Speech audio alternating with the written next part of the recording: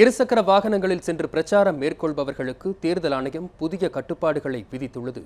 இது பற்றிய தகவல்களை நமது செய்தியாளர் சஞ்சீவியிடம் கேட்கலாம். சஞ்சீவி, இருசக்கர வாகனங்களில் சென்று தேர்தல் பிரச்சாரம் மேற்கொள்பவர்கள் மீது தேர்தல் ஆணையம் என்னென்ன கட்டுப்பாடுகளை எல்லாம் விதித்திருக்கிறது? சஞ்சீவி,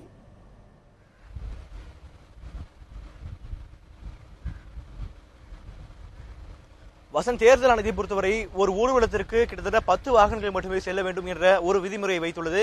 இந்நிலையில் கடந்த மாதம் 29ஆம் தேதி, அதாவது நாமினேஷன் முடிந்த பிறகே பார்த்தோம் என்றால் தமிழகத்தில் பிரச்சாரம் சூடுபிடிக்க தொடங்கிவிட்டது. இந்நிலையில் ஒவ்வொரு தொகுதியிலும் ஒவ்வொரு அரசியல் கட்சியை சேர்ந்த பிரதிநிதிகள் இந்த பிரச்சாரத்தில் மேற்கொண்டு வருகின்றனர். இந்நிலையில் பல இடங்களில் இந்த தேர்தல் பிரச்சாரம் நடக்கும் காரணத்தால் போக்குவரத்து என்பது முற்றிலும் பாதிக்கப்படுகிறது. அதனால் இதைத் தொடர்ந்து குற்றச்சாட்டுகள் தேர்தல் ஆணையத்திற்கு வந்த வண்ணம் இருந்தன. இதைத் தொடர்ந்து தற்பொழுது தேர்தல் ஆணையம் சார்பாக, அதாவது தற்போது சற்று நேரத்துக்கு முன்பாக செய்தியாளர்களுடன் பேசிய தலைமை தேர்தல் அதிகாரி ராஜேஷ் லக்கானே ஒரு விஷயத்தை குறிப்பிட்டிருந்தார். இதுபோல இருசக்கர வாகனங்களாக இருந்தாலும் சரி, சைக்கிளாக இருந்தாலும் சரி, அல்லது ஆட்டோவாக இருந்தாலும் சரி, 10 வாகனங்கள் மட்டுமே ஒரு ஊர்வலமோ அல்லது பிரச்சாரத்தின் போது பயன்படுத்த வேண்டும் என்ற ஒரு விஷயத்தை குறிப்பிட்டிருந்தார். இந்நிலையில் இருசக்கர வாகனங்களாக இருந்தாலும் சரி 10க்கும் மேற்பட்ட வாகனங்கள் பயன்படுத்தப்பட்டால் உடனடியாக நடவடிக்கை எடுக்கப்பட்டு அந்த கட்சியின் மேலோ அல்லது அந்த இடத்தின் மீதோ வழக்கு பதிவு செய்யப்பட்டு அது வாகனங்கள் பறிமுதல் செய்யப்படும் என்ற ஒரு விஷயத்தை குறிப்பிட்டிருந்தார். இந்நிலையில் மீண்டும் 19ஆம் தேதிக்கு பிறகு, அதாவது தேர்தலுடைய இறுதி முடிவு வந்த பிறகுதான் அந்த வாகனங்கள் மீண்டும் கொடுக்கப்படும் என்று கூறப்பட்டார். வசந்த், சஞ்சீவி, தொடர்ந்து தேர்தல் ஆணையம் பல நடவடிக்கைகளை மேற்கொண்டு வருகிறார்கள். அதாவது தேர்தலுக்கு பிரச்சாரத்திற்கு என்னென்ன செய்ய வேண்டும் என்பன போன்ற பல்வேறு நடவடிக்கைகளை எடுத்து வருகிறார்கள். இந்நிலையில் கட்சிகள் இதனை எவ்வாறு பார்க்கின்றன? சஞ்சீவி,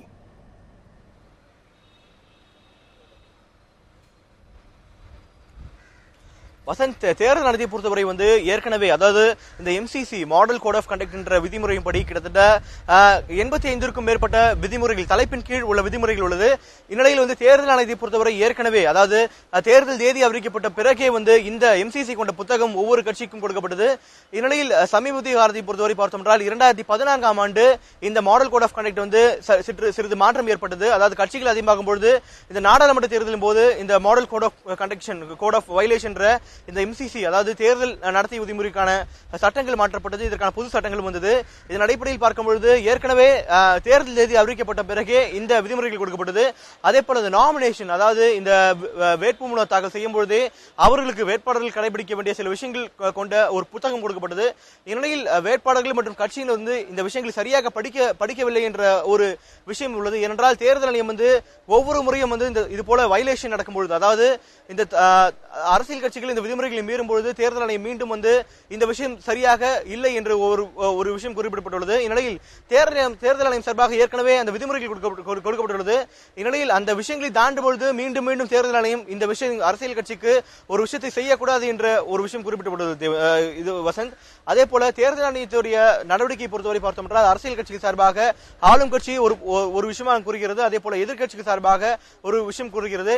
எதிர்கட்சி சார்பாக அதிகாரிகளை மாற்ற வேண்டும் என்ற குற்றச்சாட்டு தொடர்ந்து வைக்கப்பட்டது. இந்நிலையில் தேர்தல் ஆணையம் சார்பாக கிட்டத்தட்ட 10க்கும் மேற்பட்ட கலெக்டர்கள், மாவட்ட கலெக்டர்கள், அதே போல 10க்கும் மேற்பட்ட மாவட்டங்களில் கண்காணிப்பாளர்கள் உள்ளிட்ட அதிகாரிகள் மாற்றப்பட்டனர். இந்நிலையில் ஆளும் கட்சி சார்பாக இந்த அதிகாரிகள் மாற்றம் என்பது இப்பொழுது தேவையில்லாத விஷயம்.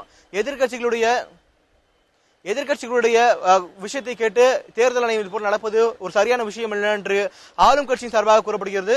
இதே நேரத்தில் இந்த அதிகாரிகளை மாற்றியது நல்ல விஷயம் தான் என்று தேர்தல் ஆணையம் சார்பாக கூறப்படுகிறது. வசந்த், சஞ்சீவி, உங்கள் தகவல்களுக்கு நன்றி. சஞ்சீவி.